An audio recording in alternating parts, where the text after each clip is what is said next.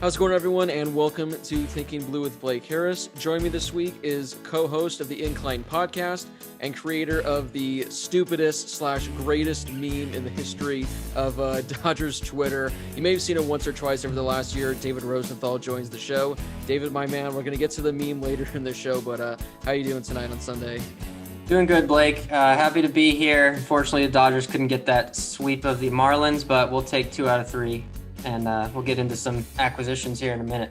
Right. It's funny, like a week ago, like I would have done anything to take 2 out of 3 in a series. And now that they're doing it, I'm kind of upset and kind of butthurt, but that's okay. That's how I know things are going well. So a lot to talk about on this week's show. We're going to be talking about kind of the last 5 games, just the Dodgers getting back to the winning ways, the Dodgers making a notable amount of additions over the last couple of days. Corey Seager going down with an injury, a whole lot to get to, but let's just kind of just briefly go over just the winning streak as a whole. I mean, I think it was like 15 out of 20 they lost. They just looked like, I said this last week, the Santa Anita Little League team out there. They were just playing awful. Yeah. They had a 4-game win streak going. They did lose today, but overall, you'll take a series win any day of the week. So just overall, this last week of baseball, what have you liked that you've seen from the Dodgers? It's nice to see them start hitting again, and you're getting contributions from guys who were struggling in the past. Obviously, the Seager injury hurts, but, in the last 15 games, Gavin Lux is 13 for 42, hitting .310, obviously with that home run in the Mariners series that basically gave him the win. He went 1 for 3 today again, and his outs were, solid hard hit baseballs. So I'm loving what I'm seeing from Lux. We saw him defensively play well at shortstop today, which they're going to need with Seager out. So if I had to spotlight one guy, it's definitely Gavin Lux. Yeah, the ironic part is when I recorded last week with my buddy Josh, we talked about like one disappointing Dodger we've had so far this season. And I went with Gavin Lux just because with how, hot he was in spring training, the fact that this guy was a number 2 overall prospect a few years ago, he's kind of been letting us down a bit. Then, of course, he has the huge home run, which really got the Dodgers going. I mean, it seems like for the most part, they've been lacking that energy, and seeing Gavin Lux say, let's effing go. I mean, that was hype. And like you said, the numbers, he's been great over the last like 2 to 3 weeks or so. So definitely an encouraging sign. Hopefully he's a guy that can get moving forward. And like you said, now with Seager out, he's going to be playing shortstop for the most part, I think majority of the games until Seager comes back. Now, the thing that we talked about this last week, I want to get your thoughts on it. And that's the whole fact that we saw Gavin Lux, he was fired up saying, let's effing go. Trevor Bauer last week, he didn't really call out the team, but he pretty much said, like, I hate losing. I came here to win and I'm pissed off, which again, no one seemed to have done at that point. Ever since then, ever since Trevor Bauer kind of spoke out, ever since we saw the passion from Gavin Lux, this team is 4-1 now. So do you think that has anything to do with it? Again, the Trevor Bauer one, I think more so I'd like to hear your thoughts on, because like I said, if I was a player, especially like if I'm one of the top players and we're going through this stretch, I'm going to the media and I'm saying like, I am pissed. Like we should not be losing these amount of games. Like we should be winning. Like I'm frustrated. Did you like that Trevor Bauer made those comments? And then again, going to the Gavin Lux passion, which something we hadn't really seen from any player on the Dodgers really in the first month of the season. Yeah, I personally loved the comments from Bauer. When a team is struggling, that's the attitude you want those players to have. You don't want. I got kind of tired of the, we know we're better than this, and we'll pick it up when we pick it up attitude, which is kind of what we heard from a lot of these guys, frankly. It was a breath of fresh air to hear Bauer say that, and then Clayton Kershaw basically said the same thing the next day. And props to Bauer being the new guy in the clubhouse and being willing to speak his mind and say, look, I didn't come here to lose. I came here to win. And he's backing it up. That's the most important thing. I mean, Right. if it'd be one thing if he's giving up, 5-6 runs every outing and pitching 4 or 5 innings. But he's backing it up. He's backing his words up with his performance. And I love the comments, whether it sparks this run or not, I don't know. But that's the attitude I would love to see from any player.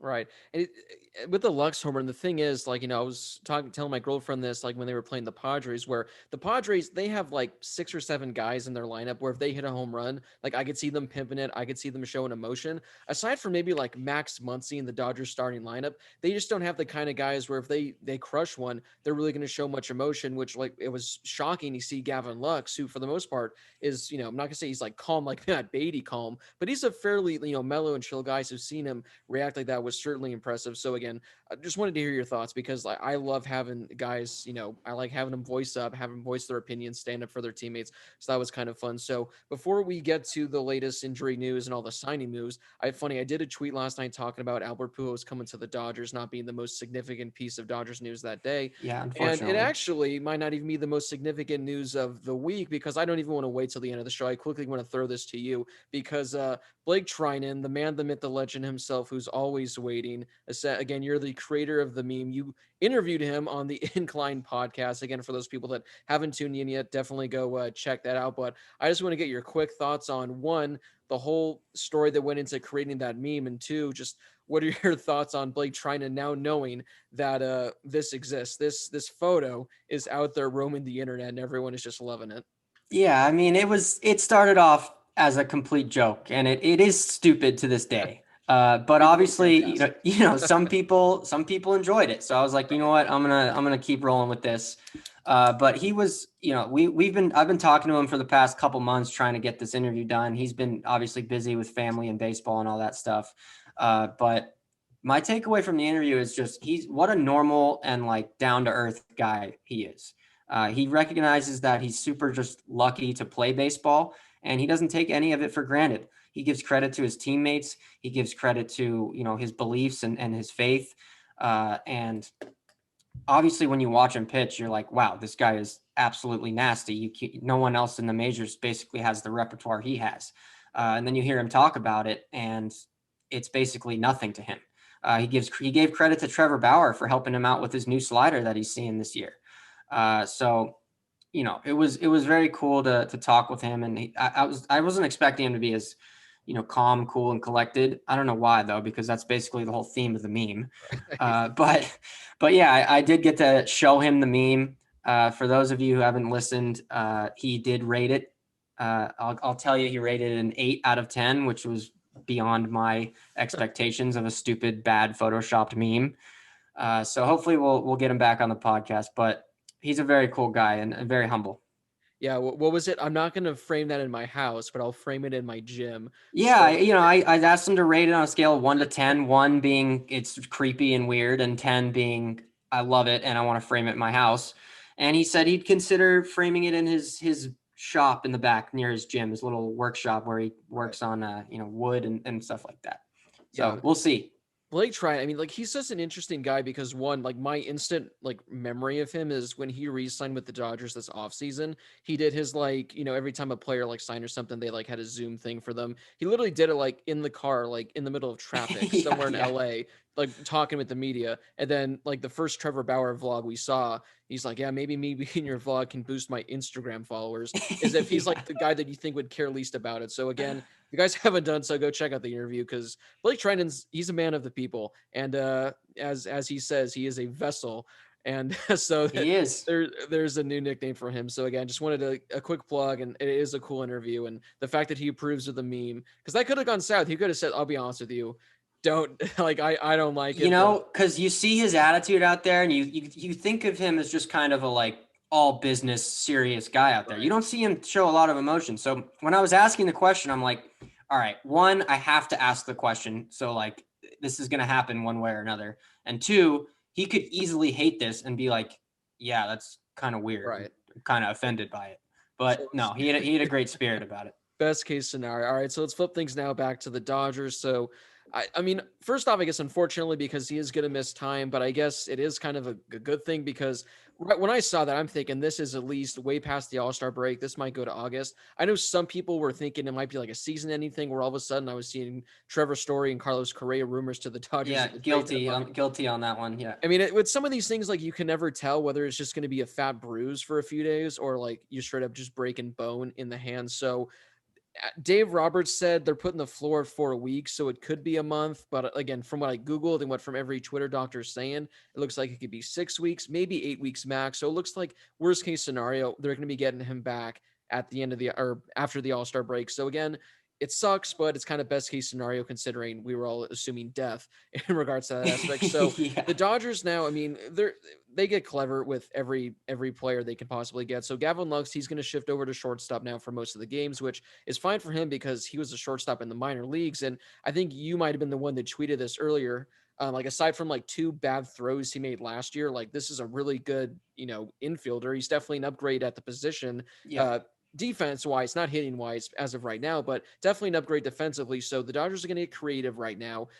So it looks like Lux is going to go to short. Looks like Chris Taylor is going to see the bulk of time at second, I guess. Maybe Max Muncy sees a few games there. So I guess just immediate takeaway. Do you think the Dodgers are going to be fine? What are your thoughts on potential, movement going on in the infield? How they're going to have to get creative for the next one or 2 months? Yeah, I mean, short answer is yes, the Dodgers are going to be fine. They're going to get Bellinger back. They're going to get McKinstry back probably in the next 1 to 2 weeks. So they're basically playing musical chairs with the injured list and the starting lineup. You're going to get Bellinger back in right field, center field. McKinstry's going to be all over the field. I'm sure he'll play some second base while Lux is at short. So once they get these two guys back, I think they're going to be fine. In the meantime, it's probably going to be tough sledding for that 7-8 spot in the lineup. We've obviously seen Rayleigh struggle. We've seen Noisy struggle. We've seen, all these guys struggle in those 7, 8, 9 spots. But the Dodgers are going to be fine. It's going to be a big series coming up against the Giants this upcoming weekend. So I'd love to see him take 2 out of 3 there. Maybe get McKinstry back by then. Maybe. Right. But overall, they'll be fine. Yeah, I mean the thing is like they'll be fine now, but like you said, once McKinstry comes back, Bellinger comes back, it's going to be able to get guys more playing time and everything. So again, worst case scenario, it's something you don't want to see, but the Dodgers they're in a prime opportunity, and it comes at a I guess ironic time because the Dodgers yesterday, I know one was prior, the other one I think was also the move was announced before Seager's injury. The Dodgers add one main infielder, another guy who plays in the infield, plays in the outfield. But I want to start with the first move, and that's the Dodgers getting their name on Albert Pujols' Cooperstown plaque because now when he goes into Cooperstown, it's going to say Los Angeles Dodgers on it. So I just want to get your when you're just hanging out doing whatever, you get the Twitter notifications saying he signed with the Dodgers. Me personally, because it came from Jorge Castillo and there was nothing for 10 minutes, I thought someone just hacked him and they were just having a good time because they're usually Dodgers beat reporters aren't ones to break any stories. It's always the big guys. And then there was just silence for 10 minutes. So I just want to get your immediate reaction to hearing the new signing. And then after kind of letting it digest for 2 to 3 hours, kind of letting the dust settle, what your thoughts are and how you're approaching Albert Pujols in his age 41 season coming to the Dodgers. Yeah, my immediate reaction was the same as yours. I thought it was just some, teenager person on Twitter, faking their account to look like Jorge Castillo and saying the Dodgers signed Albert Pujols. And then once I found it was real, I don't know if we can swear on here, but it was what the blank. So you can swear. I mean, I don't think we got any 5-year-olds watching, and if there are, well, apologies, but yeah, this is a show for the people. I couldn't understand it at first, and then as the day progressed, I've kind of warmed up to it. Right. We need a right-handed hitter, so why not? I got some stats for him here. I'm going to start with the bad. Since 2016, he hasn't had a weighted runs created plus over 100.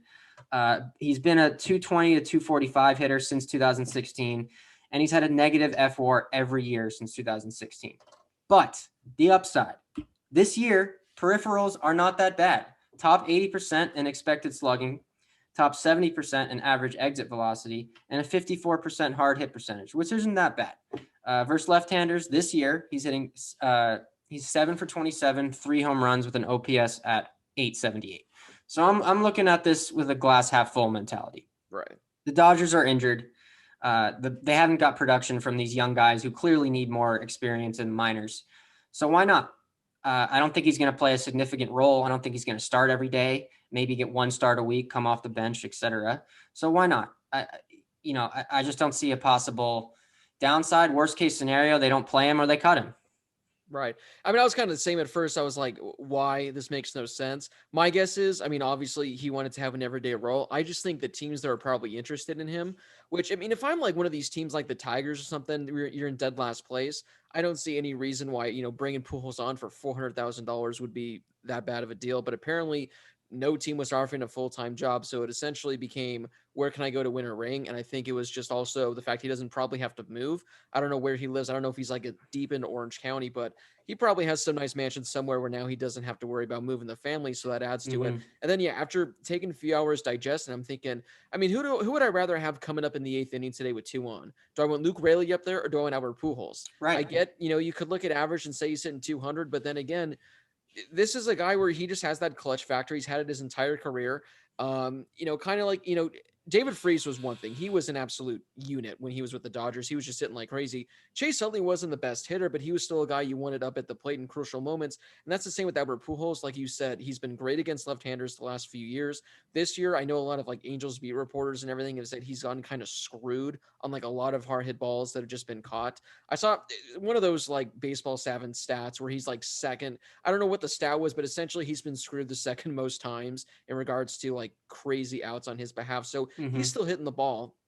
I think over his last like 55 games, he has like 12 or 13 home runs, which is like, 162 game pace of like 30 home runs. So he's still hitting the long ball. And like you said, he's probably going to get maybe one start a week max, if that. He's just going to be a bat off the bench. I still say veteran presence. I know people don't take that into account. I'd rather have a 41-year-old guy that's been through it all that's going to be a Hall of Famer in the dugout as opposed to DJ Peters. No offense to him, but definitely having Pujols around adds, 20 years of experience. So overall, I mean, again, he's not going to be playing. It's great now for the Dodgers because they need some, versatility with all the guys that are be moving around with Seager out. And it's an upgrade over DJ Peters, Luke Raley, and that's all it is. So overall, I like it. The fact that they only have to pay him 400,000 while the Angels are paying 35 million. So I know people really don't like it, but I posted a tweet yesterday and people thought I was, being like ridiculous about it. He's posted an OPS of like 850 against lefties in 2021 and 2019. And people are like, wow, if you're banking on him to have an 850 OPS, you have low standards. Like, I don't think people realize how bad the Dodgers are against left-handed pitching. Yep. So if he's out here, again, having an OPS, I'll take above like 770 at this point. I think that'll be more than welcome. So overall, I think it's actually not that bad of a signing. Like I said, I'm just hyped that now in his plaque in Cooperstown, it's going to say Los Angeles Dodgers on it. It's tough to not think of guys like Jim Tomei and Fred McGriff after this signing. Right, So, I'm hoping it's not that. I'm hoping it's closer to the David Freese signing than it is the right, Jim Tomei or Fred McGriff signing. But, like you said, I mean, why not? right. You don't lose anything. And like you said, I mean, if he doesn't get it done for a month or two, you can cut him. You just swallow your pride and say like, "Hey, man, we're sorry. You're just not cutting it." Exactly. Uh, They have no ties to him as a player. It would be unfortunate to see as a storied Hall of Famer, but if the Dodgers need to cut him, they can cut him. Right. And best case scenario, he finds the fountain of youth, can hit 230 or 240, and hit a home run whenever it's needed of him. So, like I said, it seems like a win-win type of situation. But the Dodgers also made another signing yesterday. I said this before we started. I know for a fact. I mean, I can botch the easiest names out there. So I'm not even going to take a chance on this guy, but his nickname is, well, technically his name is Yoshi, but it's not his full name, but everyone goes to him by Yoshi from the Tampa Bay Rays for good old cash considerations. Now, this is a guy where one, he plays, I think, first base, third base. I think he plays left field as well. He's been pretty, I mean, I'm not going to say awful with the Rays. This year hasn't been ideal. Last year in his rookie season, he was okay. I think he had like 8 home runs. For the most part, I think had like a somewhat respectable OPS. When this guy was playing over in Japan, I looked up his numbers from like Yeah. 2016 to 2019. He was hitting like 45 homers a year, driving in 130, posted an OPS of like 1100. Granted, I know it's Japan, but that's still probably the second best league in the entire world. And if you have a guy that's hitting 45 dingers with an OPS of 1100, I am willing to take a chance on him. Now, Dave Roberts already said that the hitting coaches have already, I guess, been in contact with him trying to work some things out because he couldn't figure it out in Tampa Bay. This is another one of those ones where he might not work out. And if he doesn't, that is completely fine. But if he even touches anything, even I'll take half of what he was doing in Japan. This can end up being low key like the addition of the season if he's able to meet somewhat the expectations that he's. I mean, he signed like a fairly good deal with the Rays too when he came over. I think he signed for like 6 million a year, so a pretty good contract. So this is a guy in Yoshi. Which again, I'm just going to call him Yoshi. I'm excited to see what the Dodgers can do with him, especially considering also he's able to add versatility in the field as well. Yeah, I was at first when I saw they signed, Tsutsugo, I think is how you say it. Right. Don't quote me on that, but I'm just going to go with that. And you take a look at his stats from this year and last year, and it's bad. It is wolf city over there in the stats of the past couple years. Right. Peripherals are even worse. Third percentile, third percentile, third percentile in slugging, barrel percentage, expected batting average. So it's bad. But like you said, if they can tap into this guy, get him 1/5 of what he was in Japan, then it's a great signing. And I think this goes back to what we were talking about with Rayleigh, Peters, Noisy, these guys not being ready. Yeah. And the Dodgers recognize that. They want to, I think they're going to send basically all of these guys down, maybe except Noisy, in the next 2 or 3 days. And they're going to get these guys a chance because it would benefit these young guys, Peters, Rayleigh, Noisy, all these guys to get at bats in AAA. Right. It's very clear. So look, another thing, you never know what you can get from a guy until you have him in the building. So if they recognize something's wrong with his swing, maybe they fix it. Maybe he'll get with Van Scoyoc, he fixes it, and it's a great signing. I'm still skeptical of this one, as I am with Pujols, but I'm going to give them both a shot. Yeah. I mean, the Dodgers, we've seen it in years past where they can pretty much transform anyone. I just wanted to get these because I had them earlier. So from 2016 to 2019, 140 home runs, drove in 373, and had an OPS of above 1,000. So again, like I get you're not doing that in the majors, but Japan, like I said, is probably the second best, maybe the Korean league. So you can back and forth, but to hit 45 home runs in any league, I mean, Yeah. that's this guy's got some pop. And again, I was watching some highlights on YouTube today of him from his season last year. He's got some pop as well. Like I said, I think he hit 8 home runs in a 60 game season. So that's like a 20 home run pace over a full year. So definitely excited. And again, he adds more versatility. And like you said, I mean, it's not doing Sheldon Noisy, DJ Peters, Luke Rayleigh any favors by having them pinch hit every now and then, maybe get a spot start. They need to be in Oklahoma City, getting consistent at bats, hopefully driving their trade value up a bit because DJ Peters and Luke Rayleigh, I don't know how they have a spot maybe moving forward. Sheldon Noisy, at least he has pop off the bat. Whenever he makes contact, it's like an exit velocity of 105, which I know Friedman's probably just nutting over. But overall, Yeah. some really good signings. So why don't we now head over to the Q&A as the pizzas arrived, which is going to be fantastic following this podcast. So over on Twitter, whenever you guys are listening, usually about an hour before I record a podcast, I always go to Twitter at Blake Harris TBLA and tweet out a pretty much for you guys to hit us up with any questions, hot takes, anything like that. So if you guys want to ask a question in a future episode, you guys can follow me over there and get to it. So let's go over. Looks like we got about 15 right now. Don't know if we'll get to all of them, but let's see what we got.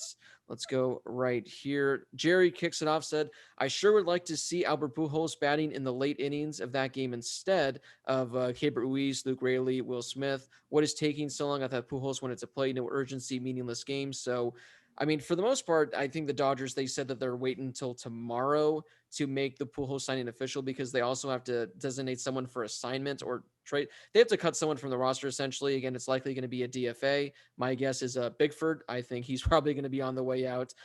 So that's the reason why. At this point, I'm in no urgent rush to have Pujols pretty much join in on the fun. Matthew Zimmerman, will Padres fans still be running their mouths with the same gusto in August, or will their heavy overusage mean they run out of steam by then? What do you think, man? Do you think that the April World Series was too much for them, or are they going to be riding the high of still being in the playoff hunt all the way in August, which is a rare sight for them? The question was, will fans still be running their mouths? Yes. Then Will the fans? answer is yes. That will be the answer to that question will be yes until the earth is no more. We'll see. They're having to use a lot of their pitching, a lot of their relievers pretty much every day. I feel like Hill and Melanson pitch every single day. So we'll see how they hold up. But Padres fans will always be running their mouth. It's unbelievable. Like I said, It's obnoxious is what it is. I'm just hopeful. I know they don't play the Padres the last series of the season, but I think they play the Padres at Dodger Stadium. I want to say the second to last series. It's like a weekday series. I think that by then the division's going to be locked up, but I'm just praying where it's like the Dodgers might have like a 2 or 3 game lead. And that series is actually the World Series, and then the Dodgers can take like 3 out of 4, send them to the wild card. I think that would be Yeah. fantastic. The next question comes from Cade Hendrickson. Which injury do you think is hurting the Dodgers the most? It's got to be That's a good Cody one. Bellinger, in my opinion. I mean, obviously Dustin May hurts having to throw these bullpen games. Gonsolin hurts, McKinstry hurts, but Bellinger just does it all. Defense, hitting, speed. I think that's affecting everything. Yeah, I think, I mean, if you're going to find any silver lining with the injury, it's that I kind of like appreciate Cody more now, just knowing how much he brings. I mean, first off, his bat, it's one of the best bats when he's going, but defensively, I mean, he's, I think, just so underrated. He plays such a good center field, his speed, everything. So, and we've seen it as well. Aside from Mookie Betts, players have kind of struggled in the outfield this year, and we just, for the most part, kind of take him for granted. So, definitely Cody, but Zach McKinstry low key as well, because I mean everything was clicking for him. The fact that he was able to play literally, I mean, he was Kike 2.0 essentially, Yeah. but except fans actually like Zach McKinstry and still hate Kike for whatever reason. Next question. This comes from Dirty Dan. If you could wish any past Dodger in the last decade to win a ring in 2021, who would it be? Past decade? Right. I mean, if you win, you can also go back to like those mid 2000s Dodgers teams if you want, because there were a few players on there that I would have liked to gotten a ring. But past decade, I would probably have to say Matt Kemp, maybe, or maybe someone on that 2017 who didn't get a ring this past year. I But think I'd off, probably go with Andre Ethier for mine, yeah, just because yeah, he that's a good one. he stuck it out. He was there, and like I said, for whenever anyone's getting upset over you Darvish for Game 7, I always throw him with the fact who had the only RBI in Game 7 for the Dodgers. Andre Ethier in his last career major league game. So, Yeah. like you said, there's definitely a number like Russell Martin. He definitely could have been one that I would have liked to see. So, definitely some good ones right there. This next one comes from David. What are your thoughts on Matt Beatty and his improvements? Man, Matt Beatty, I've had to eat crow on this one because this guy for the first month looked he like I think his only hit of the season was like a 20-foot dribbler to third that he beat the shift on. Went to the all site and he's like legitimately been one of, if not like the best hitters in the National League since he got recalled. Yeah, I think he's second in baseball in RBIs since he's come back, and that's with not even starting every single game. So look, whatever he did at the alternate site, it's working, and he's been one of the best hitters on the team, if not the best. Yeah, I mean, like I said, it's the fact that he went from looking unplayable to now like it's the weird thing with Matt Beatty is I don't know if you feel like other players have this. When he's going, like something about when he's in the box, like I just feel like he's either just gonna tank one, he's gonna deliver like a clutch like double into the gap. Just his presence like in the box, like again when he came up earlier, I think it was like the 8th inning with a runner on. Like I just knew, like he's gonna get a hit, and he's just again 2 years ago when he was a rookie, he had that clutch factor. I think I should have taken a screenshot of the stat, but Joe and Earl were talking about it that he's like hitting like 390 with runners in scoring position like for his career. So the dude, when the moment is up, I mean he's probably one of the best hitters. Riley Myers Kaufman. Will the Dodgers look to trade for bullpen players anytime soon? So I know a lot of people have been hounding on the Dodgers bullpen, but you do have to take into account that Edwin Uceta, Mitch White, Alex Vesia, Dennis Santana, these aren't guys that should be seeing innings at any point really in the season. It's just that so many arms have been deflated. So, like, let's just assume that we get Gonsolin back, we get Price back, Knable comes back in 2 months or so. We get a fully healthy bullpen that we haven't really seen at any point this season. Do you think the Dodgers need to take a look, potentially add any bullpen arms out there? I'm going to say yes, because we don't know what we're going to get with Gratterall when he comes back. Joe Kelly has looked very good in his last two outings, so if that plays out, then maybe this answer changes. But I'm always in favor of adding some bullpen help. Losing Floro was not great for this bullpen. We saw that today. Yeah. But there's a lot of candidates out there that are, the Pirates out of all teams have like 3 or 4 good relievers they could trade for. Kendall Graveman has not allowed a run this year. So there's going to be guys that Friedman can pluck out. I don't know if he's going to make a big splash, but he'll probably make a move that, trade for someone that a lot of people haven't heard of, and then that guy can possibly be good. So Yeah, I I mean, think yes. I think at one point we'll see Friedman make some sort of deal, whether that's again making a trade, signing someone off waivers like did this past weekend. So I definitely think a move might be coming. So we got time for one final question because a lot of people want to know about Yoshi and Pujols, but we already hit on that. This comes from Sam Bush. this kind of is relating to that question as well, but we can expand on this one a little more. Do you expect a big move to be made before the deadline, whether it be for Chris Bryant, Max Scherzer, or someone else? And if so, what would we have to give up in order to make one of those deals happen? So I'll make this a two-parter for you. One, like, do you think they make a bigger deal aside from the bullpen? Two, if you're Freeman and you can make a move, who you calling? Who you trying to add to this Dodgers roster for the second half push? The first part of the question, I'm going to answer no to. I don't think they make a huge splash this year. I really don't, unless we see a significant injury where I'm talking like if Seager were to be out for the year instead of out for 6 weeks. But I think they're going to trust the guys they have. I really do. I think they're going to add maybe someone off the bench if Pujols and Tsutsugo don't work out, some bullpen I think, but I don't think they're going to make a huge move like a Scherzer or a Bryant. However, for part two of the question, if I was Friedman and I wanted to make a big move, I would go get Chris Bryant. He's a free agent after this year. I don't know if the Cubs are going to sign him. I don't know if the Cubs are going to be willing to trade him. But at the end of the day, if you can get Chris Bryant while maintaining your top prospects, I don't see how you couldn't do that. Right-handed bat, can play the outfield, can play third. He would fit perfectly. Yeah, I know a lot of Dodgers fans, myself included, were all aboard all offseason. Even after they signed Justin Turner, I was thinking this is a guy that's a one-year rental. He literally, like you said, he can play third base, can play first base, can play left field. Apparently plays center field now too.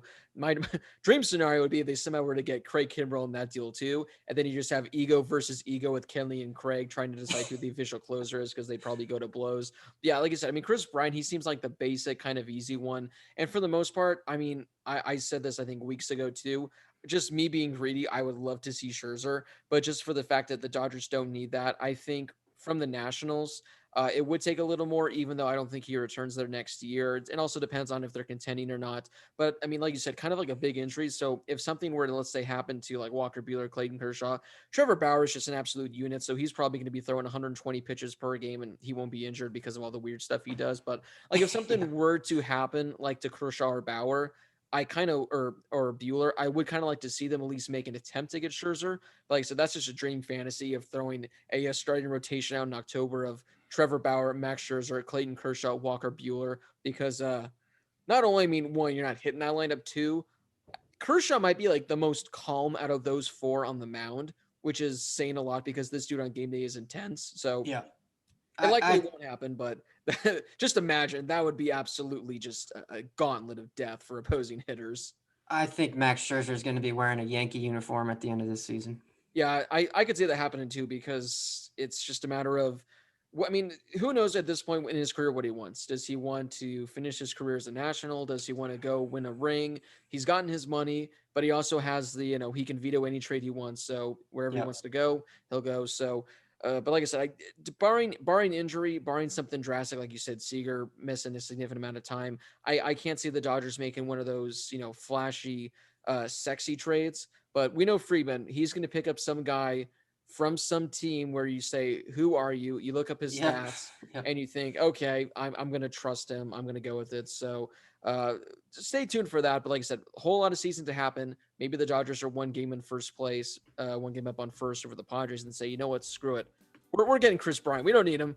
We'll find a spot for him somewhere, but definitely a lot of fun things to happen. So David, my man, I appreciate you hopping on. Always a pleasure talking baseball. Again, if you guys haven't done so yet, go listen to the In Kind podcast, specifically though the Blake Treiner one, because again, it's an awesome interview. You don't just see Dodger players just hopping on, podcasts every now and then. So it's a big deal. And my favorite part was the fact that he was like, yeah, Jimmy Nelson's been hounding me to get on the show. So Jimmy Nelson's not only is Blake Treiner a man of the people, Jimmy Nelson. Seriously though, Jimmy Nelson deserves a lot more credit than he gets on the field and off the field, frankly.